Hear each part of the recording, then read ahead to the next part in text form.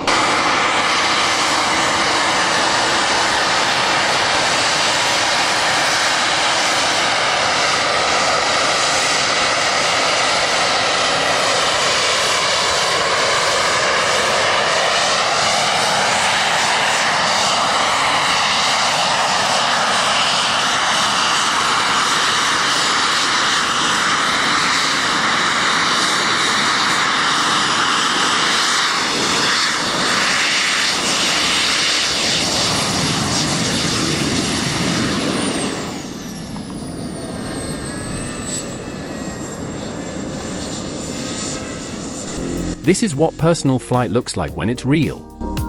Here's the moment that changed everything. Carbon fiber frame. Jet propulsion. No exposed rotors. And listen closely, that's the real sound of thrust punching against the earth. You're not watching a sci-fi film. You're watching Tomasz Patan, the man behind the Jetson ONE, making sci-fi a fly. No special effects. No CGI. No AI. Just pure engineering. Before the big reveal in April, Volonaut ran multiple closed-door tests away from cameras and press. Some of this footage never made it online until now.